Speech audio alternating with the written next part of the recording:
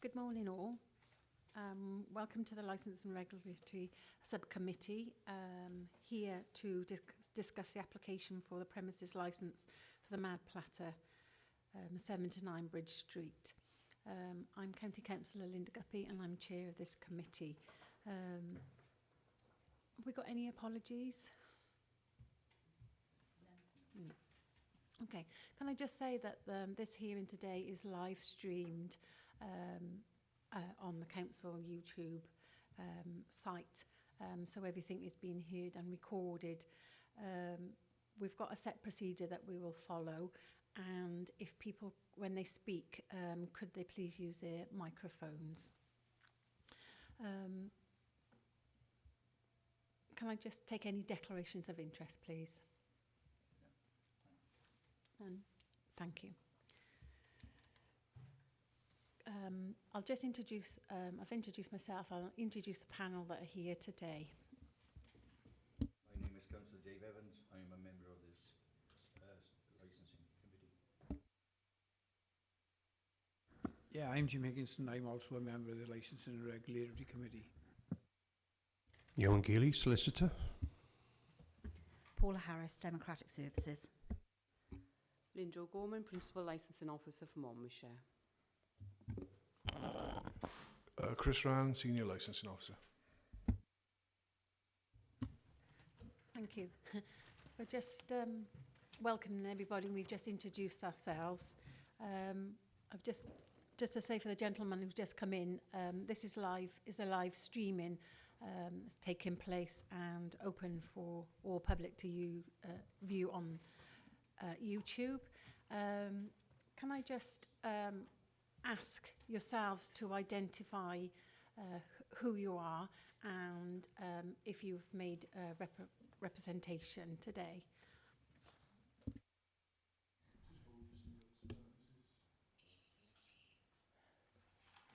Mrs Hughes.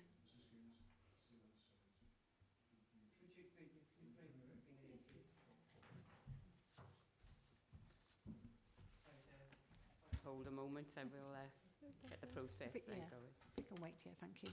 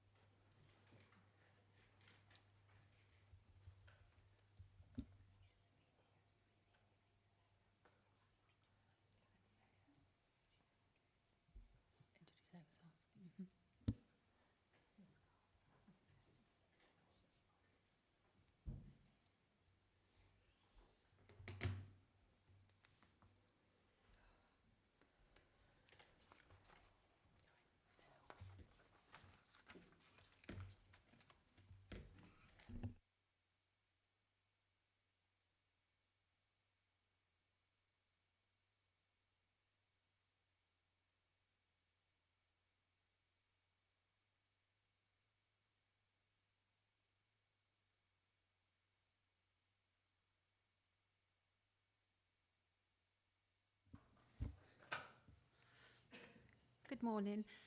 Just for the purpose of members that have just come in, we've got a set procedure that we'll follow, and the committee will reintroduce themselves so that you know who we are, and then I'll ask you to introduce yourselves again. Thank you. I'm chair of the Licensing Committee this hearing this morning, County Councillor Linda Guppy. County Councillor Dave Evans, member of the subcommittee. County Councillor Jim Higginson, also a member of this subcommittee. Ewan Geely, Solicitor. Paula Harris, Democratic Services.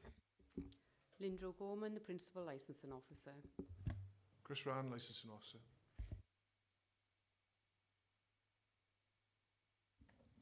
Victoria Lewis, the applicant.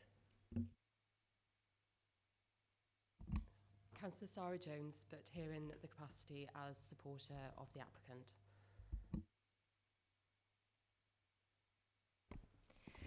Councillor Laura Jones, Lambaddock Community Council, but here representing myself.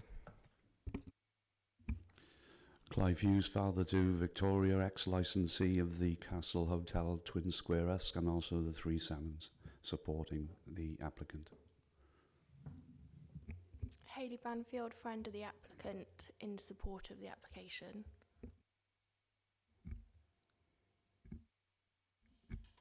Tracy Lewis, who's in support of Victoria Lewis, who's my daughter. Mark Smith, Victoria Lewis's partner, in support of the applicant. Barbara Hughes from Trelawney House, in support of the application, but voicing a few concerns about the timing.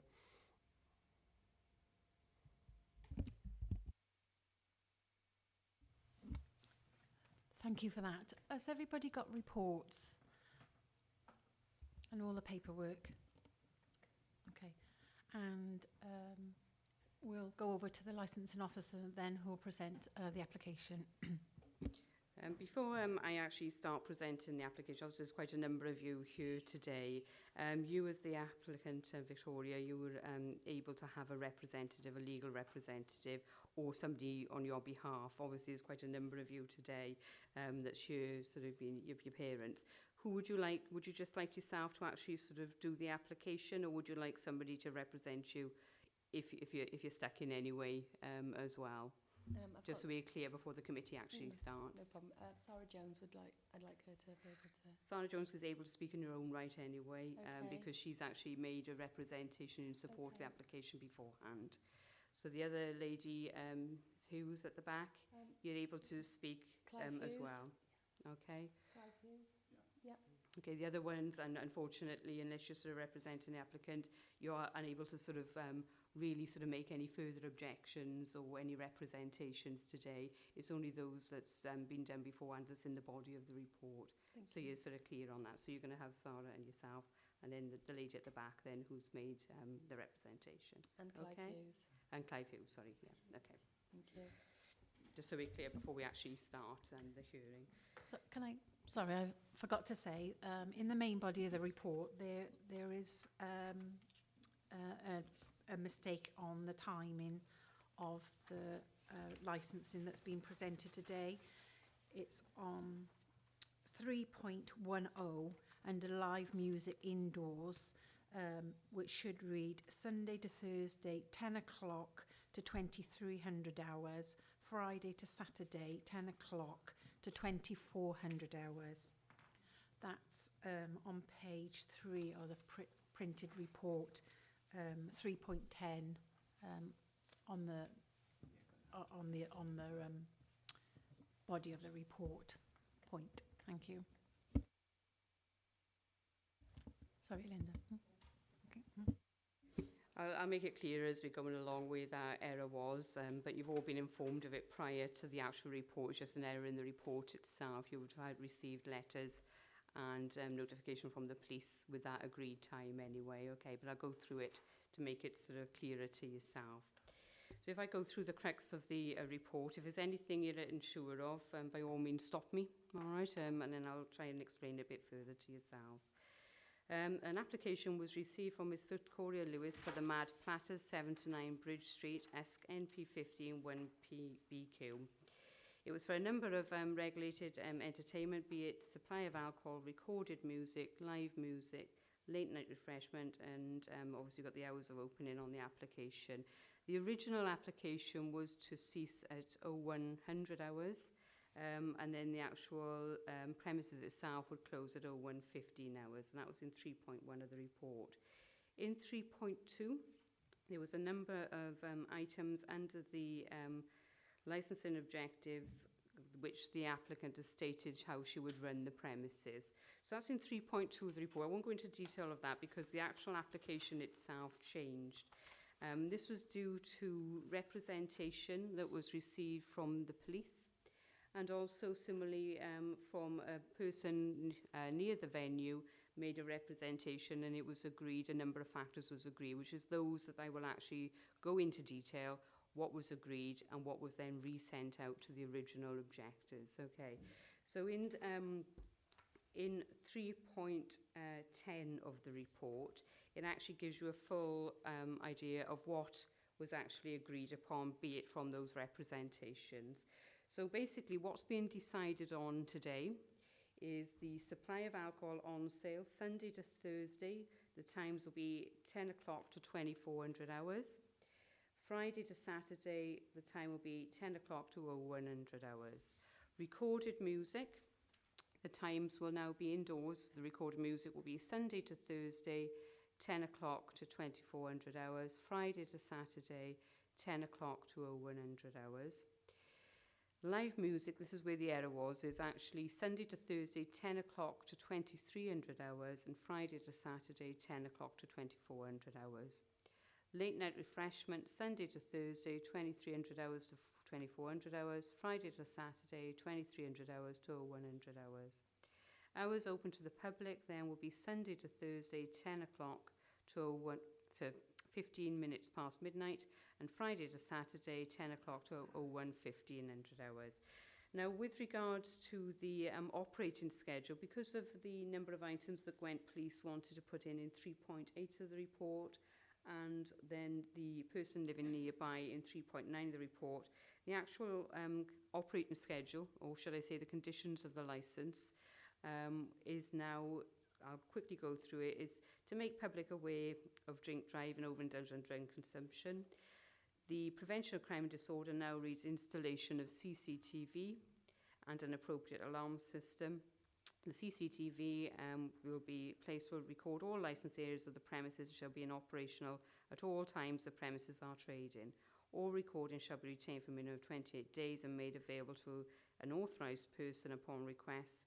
Signage shall be displayed prominently within the premises to indicate CCTV is in operation.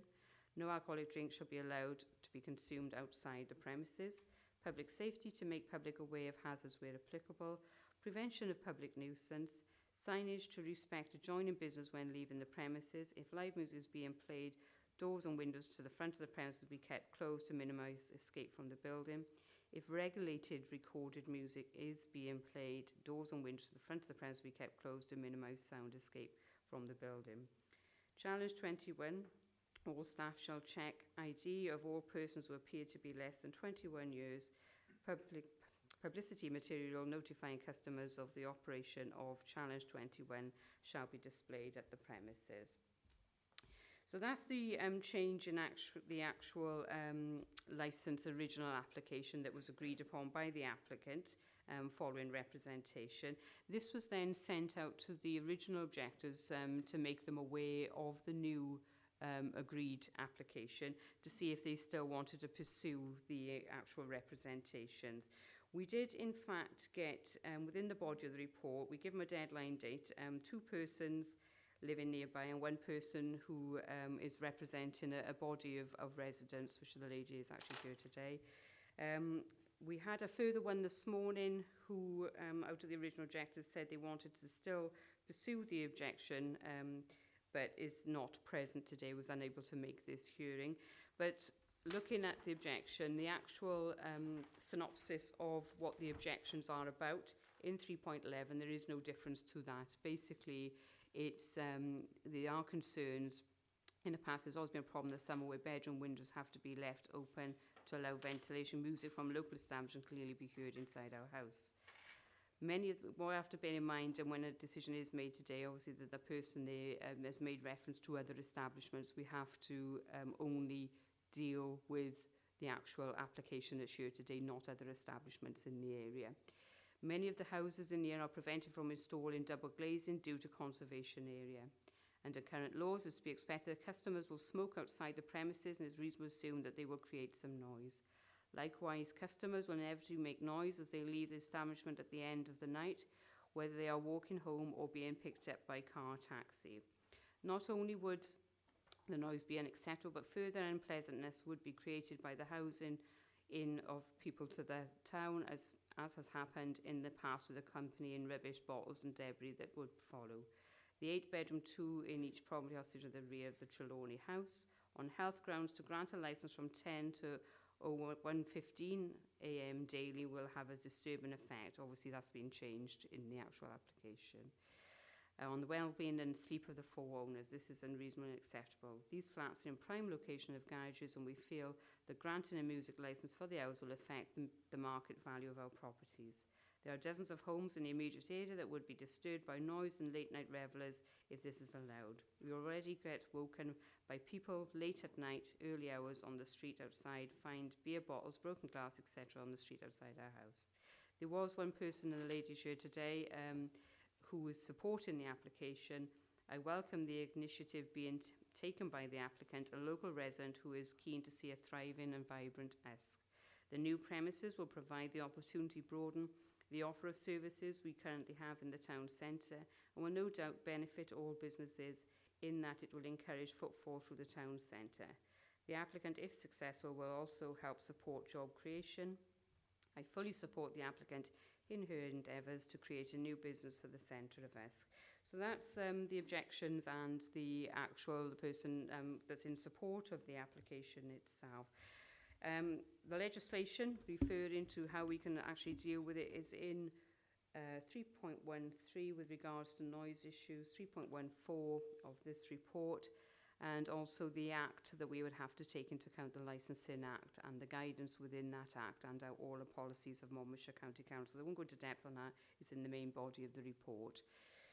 There's one further item to note with regards to all applications with regards to live and recorded music. There is change in legislation where you can have a premises under 500 people and live music and recorded music can be paid up until 11 o'clock at night without a need of a licence, to be made aware of that today. So whatever decision is today, they can't take away that right of allowing live and recorded music until 11 o'clock anyway, okay? So just to make you all aware of that. So that's the main body of the report itself.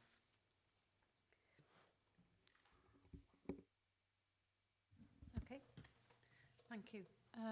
We've got no representatives from responsible authorities, but we've got a full address with full details within the main body of the report that's been presented today.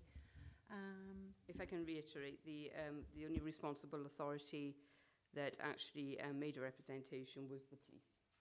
Okay. And as I said, environmental health and all the other authorities has made no representation. Okay, thank you. If I invite the representatives who've made representation, perhaps if we can have Mrs. Hughes, then if we can have Sarah and then Mr. Clive Hughes as your representation. Mrs. Hughes, yes, thank you. I'm glad to be here today, actually. I live in Trelawney House and there are 4 of us with the flats. And in actual fact, to all the correspondence I've done with the licensing, we've said we have no objection. In fact, we welcome a new venture and we do wish Victoria all the luck in the world. And in fact, I called in a couple of months ago, which I think is relevant, to wish her luck. And I'm looking forward to tasting one of the platters. Our concerns were, I'd rather use the word concerns than objections, were just about the hours of finishing at the end, and that would have a detrimental effect, we thought, on people in the street, on noise effect, and because the bedrooms of Trelawney House are located at the back. But I do realise also that not every night will be full of people. There will be private parties there, which is why they would like the extension. So I do appreciate that. We do appreciate that. And we just wanted you to know. I know there have been lots of adverse comments that have been coming through from different areas. People talking about outsiders. If my parents hadn't been outsiders coming from Pontypridd in 1944, I wouldn't be sitting here today. So I would like to say that we do support the application It's just the terms of it we had concerns about, and some of those have been already addressed. The particular concern we had was the Friday and the Saturday going till 1:15 in the morning, which I think still stands at the moment in the application. But I don't think that that would be large crowds every Friday and Saturday from what I've heard.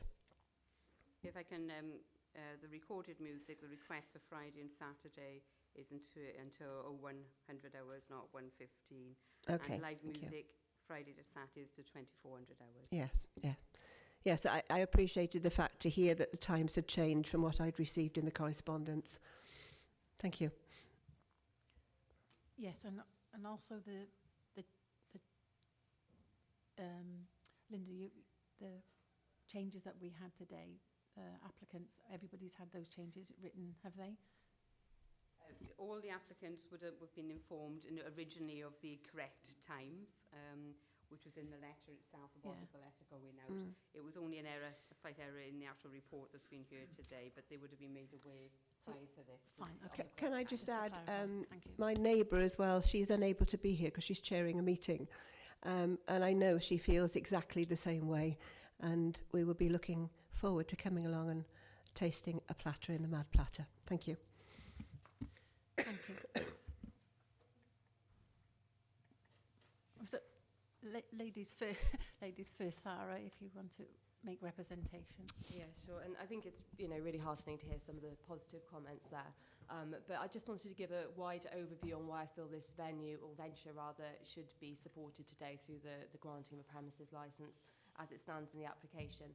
So just to confirm, I'm here today in front of the committee as a supporter of the application, not as a councillor. It's not my ward, and I certainly wouldn't want to be representing the area in that respect. I'm here very much as a supporter and someone who lives within the Usk area and wants to see this venture up and running and successful. So as you understand, I fully support the applicant in her endeavours. This is a venture which will no doubt add value to the town and help support the local economy. We've already seen that the applicant's taken a really positive, proactive and a very flexible approach to accommodating the requirements. So Gwent Police have raised a couple of concerns, and as you'll see from the notes in front of you under section 3.8, they do indeed now support the premises licence as it stands, given the additional information that the applicant has provided. So I think that's really well worth noting. Under section 3.9, the applicant has again demonstrated her willingness to listen to an issue that's been raised by local residents, and she's amended her application accordingly. Again, I think this demonstrates a fantastic willingness to want to work with local residents and stakeholders. This is someone we should clearly be supporting, someone who wants to take the initiative, a positive approach, and ensuring that she does the best for all involved. Just in terms of some of the concerns that are highlighted under section 3.11, these are ones that I personally don't share. And quite clearly now the application's been amended neither to Gwent Police nor any other representative bodies, given that we haven't had any concerns raised by environmental health or other organisations. So the issues that are raised do focus on the noise and the opening hours. In my opinion, we need to be very realistic here. This is a small venue. The focus is on providing very good food, artisan cocktails.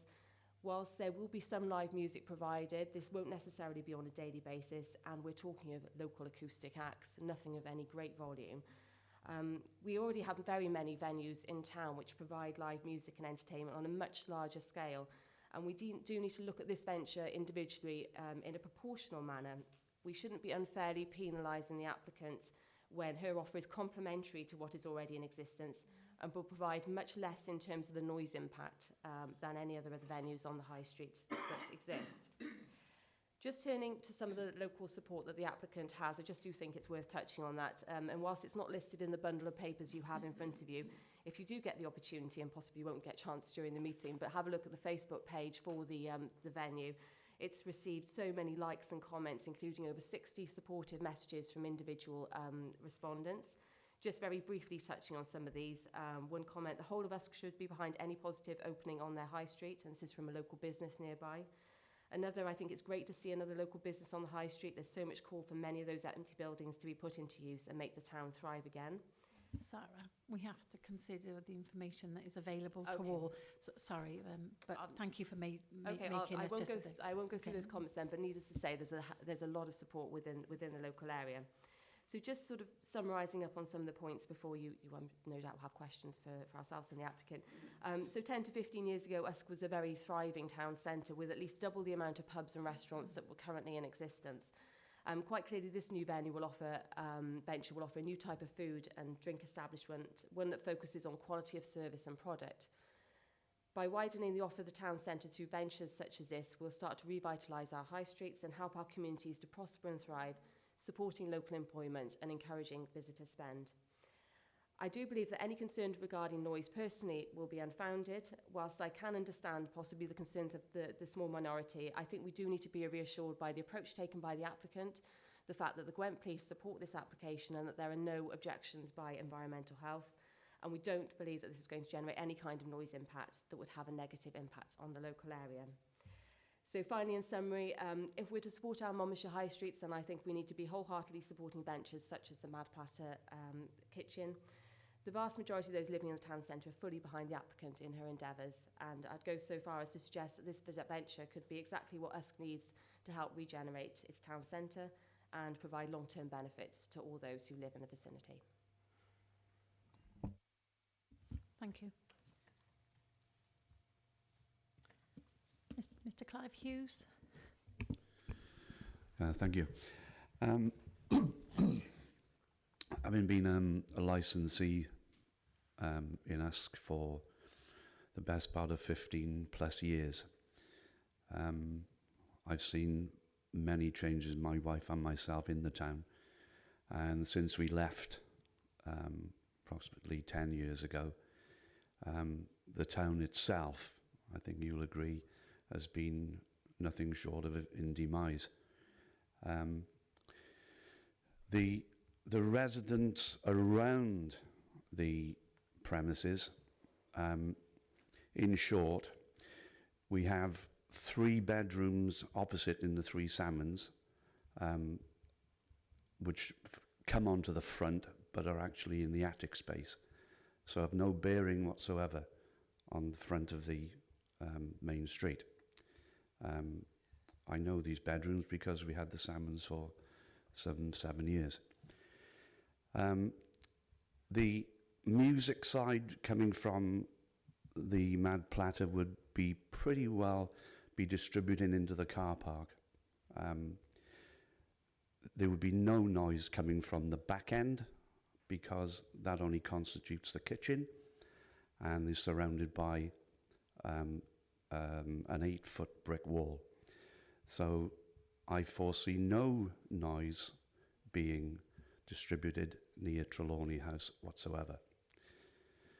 The residents to the left and to the right on the same side of the platter are virtually non-existent. I think our only resident proper comes either above the platter, which is Victoria, or indeed above Digby Turners, which is several doors down from the platter. I don't believe there are any residents to the right. As for bottles and rubbish, etc., yes, I've known of bottles and rubbish for many years. They usually come on a Saturday night, stroke Sunday morning, as Barbara and myself would probably know. And we'd probably have a good idea where they all came from, but there it is.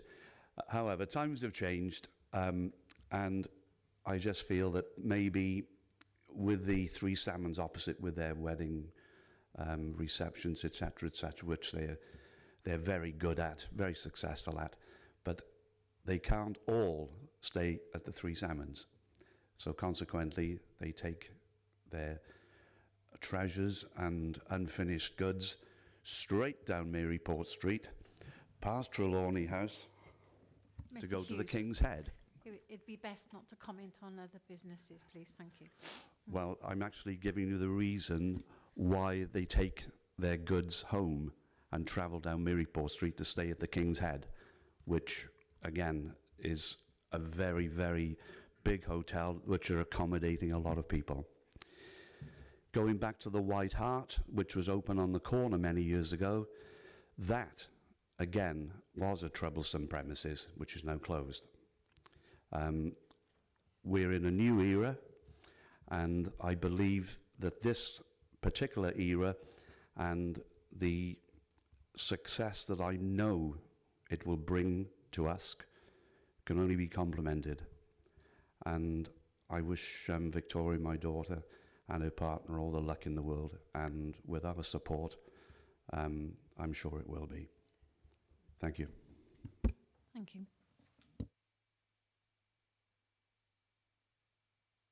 Sorry, Victoria, would you like to ask or make a comment on what was said? I'll ask you to make a full representation in a minute, but regard to the representative that we've heard today, is there any comments or questions you'd like to ask? Nothing more than I'm not an unreasonable person. I lived in the street for many, many years. If ever anybody was unhappy with anything, I would hope to think that they'd come and talk to me and we could address that together. I don't want any issues.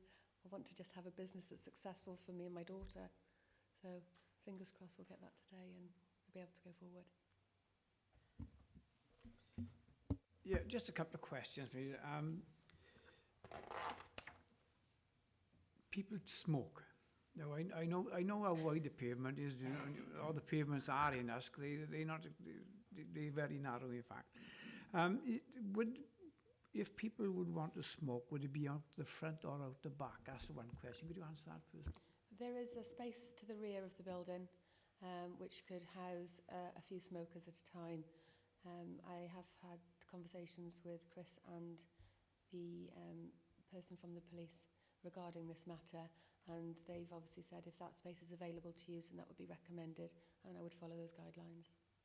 If I can reiterate on the application form, which was agreed through consultation as well with the police, there is a condition on the licence which says no alcoholic drink shall be allowed to be consumed outside the premises, and this tends to quicken the people actually smoking outside because of the fact they can't take alcohol drinks outside. Okay. Obviously I want to... Any questions? Yeah, for the I mean... representation or not for the applicant? Yeah, it It was just that one, really, in the main. Any questions for representation? The only question I got is, it was just stated people don't stop and they travel from premise to premise. And I noticed your hours of opening and closing. What preparation will you be putting in on the door? Just for the representation. Yeah. Do you want to ask? Do you want to answer that in a minute and before you?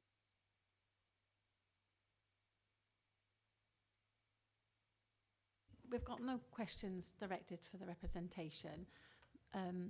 Victoria, would you like to present and perhaps come back to answer that question? Can I ask you in your presentation, can you, there's not that much detail in the report, but sort of give further explanation exactly what you're going to be doing in that premises, please? Okay. Thank you. Well, hopefully, fingers crossed, we'll be able to supply the local community and hopefully some outsiders with some draft ales, some nice wines, some local ciders. We've got a mixologist coming on board to offer some nice cocktails. We're not going down the cheap and cheerful route. It's not what we're about. It's about good quality. It's about supporting local suppliers. Along with that, we'll be doing platters of food. We're going for a nice quality yet again for seated and a relaxed environment.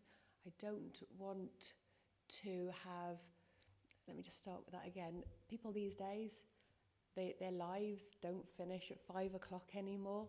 They finish a lot later. We'd like to be doing food until 10:30 in the evening. Otherwise, in the area, there is nowhere to eat after 9 o'clock unless you go in for a curry. And I don't always want a curry, and I know my friends don't always want a curry.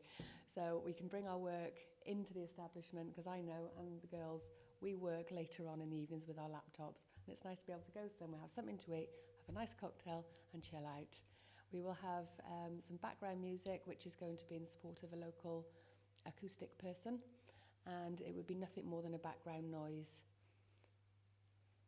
Hopefully, it's going to be a relaxed environment supporting local suppliers, which everyone can just start going back out to the local licensed venue, which we've all seemed to have forgotten about. I've been brought up in it, and it used to be a lot different to what it is now. Thanks, Dave. Did you want to ask your question again? Yeah. Just to go back to what I was asking, is what are you going to have somebody on the door controlling? Because, you know, people are going to try and get in after they've come from a pub. It's closed at 11 o'clock or something like that? Depending on the opening hours would determine whether or not they would be allowed in, clearly. The surrounding, I can't stop people from walking from one venue to another. The venues in Usk they are around the town, and we've always encouraged footfall so that everybody can have the business. It's what Usk used to be known for. Everybody walking around and going to each other's establishments. It's what made Usk a good, popular place to come to. As I said, I can't control that. I will make sure that nobody comes in after the hours which you give me. I can't do any more than that, I'm afraid. If I can sort of point of law, actually, every person that's actually granted a licence under the Licensing Act has a duty not to serve anybody that is drunk. Yeah. So obviously they would have that duty if somebody did come in from other venues and they're quite clearly drunk, then they wouldn't be served. I would like to say that a lot of people from the business across the road, they do have lots of venues and events going on there, wedding parties, etc. And it might actually minimise the footfall going past the property in question, because they won't have to walk past to go to the other venue which would be on offer. They would be able to just cross the road and hopefully minimise the sound, in all honesty. It should be better. Thank you. Can I just enlighten Mr. Evans there that we've already made provisions in the platter with signage advising the clientele not to take any glasses outside, or indeed not to take bottles, etc., from the property to go to other premises. We've not worded it as yet, but that was the intention, as I believe is in the notes there somewhere. If it's not explained in the notes, then you can be rest assured that there will be sufficient signage in the doorway advising people not to take their drinks outside, or indeed from property to property. There is CCTV being installed, which again years ago perhaps we didn't have, which is a very good thing now. So I think we can keep that side of it to a minimum. Just to clarify, under public nuisance, there is a requirement which will be a condition of the licence to have signage in place. Yes, quite rightly you've that's right. mentioned, and also the CCT that you've mentioned.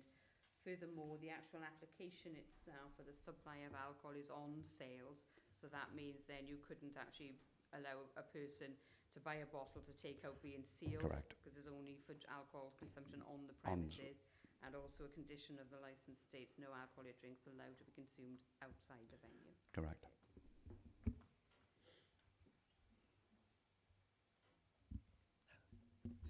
Just one question. How many people would you expect to accommodate within the premises, please? Am I on? Yeah. I've just been looking at my tables at the moment, and I'm looking at about 12 tables of about 4 people seated for food. There will be casual eating as well around the bar, so we're looking at about 15 around the bar area. I wouldn't like too many more people than that in there, to be honest with you. Thank you. No problem. So just to follow up that question, you said that there was possibly going to be room for parties and things. How many can the premises take? I believe it's about the 60 mark. 60. Okay, thank you. There or thereabouts. 60 total, yeah. We wouldn't actually place on the licence itself any numbers regard to capacity levels. that would be a matter for the risk assessment with Yeah. the fire service. Dave, got any questions? No, I got Mrs. Hughes? I just wanted to say, having listened to everything, I've been very reassured by what I've heard with the concerns that we had, and I would like to make that clear. Thank you.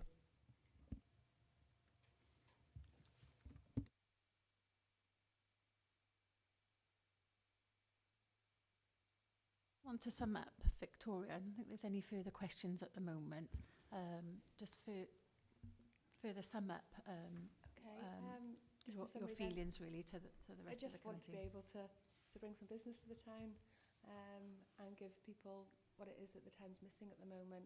It's quite sad to see all the shops closing, charity shops coming in, the banks going, and with regards to value of property, I feel that if it continues, then the value of property would decrease, not increase, and to bring business into the town may have more of a positive impact on that than a negative.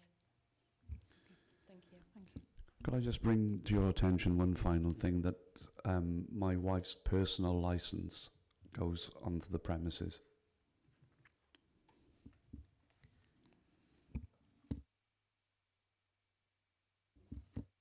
The actual personal licence isn't in dispute today. With regards to a designated premises supervisor, they have to be a personal licence holder. Yeah. So we're only going to be sort of Sure. discussing the actual application at the venue course. itself.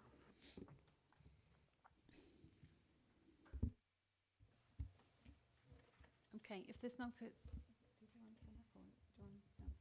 If there's no further questions, to make it easier, the committee and the legal representative will go out to deliberate the details that we've heard today and the content of the report that is presented, and then we'll come back. So if you could be mindful of the live streaming, and you could smile if you want. But you don't put your your mic only directs who is saying. The microphones will possibly pick up anything else. Thank you. And we'll return. Okay.